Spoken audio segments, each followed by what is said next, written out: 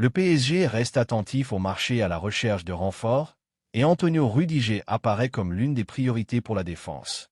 Le défenseur allemand n'a pas renouvelé son contrat avec le Real Madrid, qui court jusqu'en juin 2026, et pourrait rejoindre le club français sans frais de transfert. Bien qu'il soit dans une phase plus mature de sa carrière, l'expérience de Rüdiger et son niveau de compétitivité en font une cible très attractive pour Paris, surtout à un moment où le club adopte une politique financière plus prudente, privilégiant des recrutements stratégiques. Depuis son arrivée au Real Madrid en 2022, Rüdiger a été un élément clé dans des succès importants, comme 2 Ligues des Champions et un titre de Liga, et s'est récemment réaffirmé comme titulaire sous la direction de Xavi Alonso.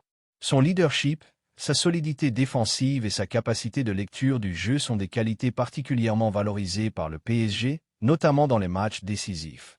Outre le club français, Chelsea, Galatasaray et les clubs saoudiens Al Hilal et Al Nassr suivent de près sa situation contractuelle.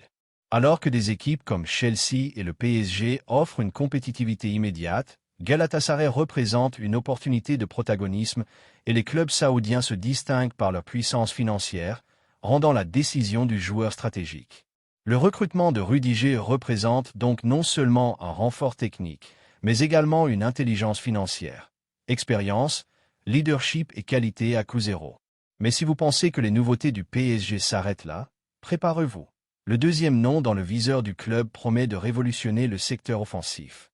Contrairement à Rüdiger, ce renfort arrive pour dynamiser la ligne d'attaque, apportant vitesse, créativité et capacité de décision, capable de transformer la manière de jouer de l'équipe.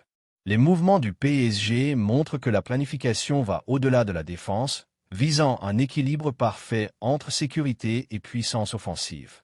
Le départ de Vinicius Junior du Real Madrid semble de plus en plus probable, et le PSG apparaît comme l'un des clubs les plus intéressés pour s'attacher les services de l'attaquant brésilien. Selon le journal allemand Bild, Vini Junior est proposé à plusieurs clubs européens par des intermédiaires, et Paris est l'une des destinations qui séduisent le plus à la fois le joueur et le club. Le numéro 7 est encore sous contrat avec le Real Madrid jusqu'en juin 2027, mais la situation dans le club espagnol est loin d'être idéale. Des problèmes avec l'entraîneur, des performances irrégulières ces dernières semaines et des sifflets de la part des supporters augmentent la probabilité de son départ. Récemment, après avoir été sifflé lors d'un match de Liga contre Séville, Vinicius a changé sa photo de profil sur Instagram pour une image avec le maillot de la sélection brésilienne, signalant son mécontentement face à son moment vécu à Madrid. Le PSG voit en Vinicius Junior un renfort de poids pour son attaque. Avec sa vitesse, sa technique, sa créativité et son sens du but, le Brésilien pourrait transformer la ligne offensive du club, apportant plus de dynamisme et de solutions pour déstabiliser les défenses adverses.